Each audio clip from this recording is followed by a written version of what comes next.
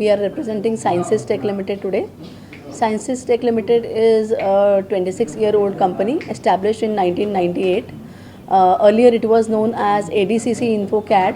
Now we have rebranded to Sciences Tech Limited. We are a BSE listed company with CMMI level 5. Like other technological companies, we are acquired level 5. And of course, we are into services for geospatial as well as various services.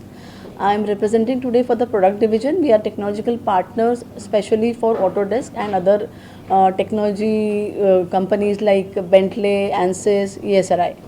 Here today we are having this event specially to make awareness about BIM and Autodesk solutions which can help us in adopting BIM technology. So మేము sciences tech limited నుంచి చేస్తున్నాము ఈ event. So ఇది మేము Autodesk India private లిమిటెడ్తో collaborate అయి చేస్తున్నాము. So we're share market listed company. మాది CMMI division level 5 certified company. And మేము మన షేర్ మార్కెట్లో కూడా ముంబై షేర్ మార్కెట్లో లిస్టెడ్ ఉన్నాము.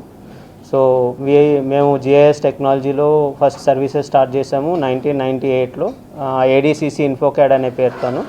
సో అది పెరుగుతూ సైన్సెస్ టెక్ లిమిటెడ్ కింద నేమ్ చేంజ్ అయింది అండ్ లిస్టెడ్ కూడా అయినాము.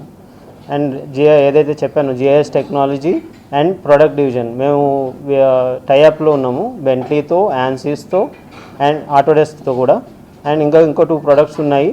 సో వాటితో కూడా టైఅప్లో ఉండి మేము ఈ ప్రొడక్ట్ సేల్స్ అండ్ సర్వీసెస్ చేస్తున్నాము. జిఐఎస్ సెక్టర్లో మాకు యాక్చువల్గా మేము స్టార్ట్ చేసింది క్యాడ్ అండ్ జిఐఎస్ సెక్టర్లో ఫస్ట్ సర్వీసెస్లో స్టార్ట్ చేసాము పనిచేయడం స్టార్ట్ చేసాము. తర్వాత ప్రొడక్ట్ సేల్స్ ఏవైతే మన సాఫ్ట్వేర్ సేల్స్ ఉన్నాయో వీటి డిఫరెంట్ ఏదైతే హైలైట్ చేసానో ఆటోడెస్క్, బెంట్లీ వాటితో టైఅప్ అయ్యి ఆ ప్రొడక్ట్స్ సేల్ చేస్తున్నాము. ఇప్పుడు ఆటోడెస్క్ టెక్నాలజీని మేము మార్కెట్కి ఎట్లా యూటిలైజ్ చేసుకోవచ్చు, అందులో ఉన్న క్లౌడ్ టెక్నాలజీ, ఆర్టిఫిషియల్ ఇంటెలిజెన్స్, దాని తాలూకు సాఫ్ట్వేర్స్ ఇండస్ట్రీకి, బిల్డింగ్ ఇన్ఫ్రాస్ట్రక్చర్ ఇండస్ట్రీకి ఎలా అయితే ఉపయోగపడతాయో దాని గురించి హైలైట్ చేస్తున్నాం.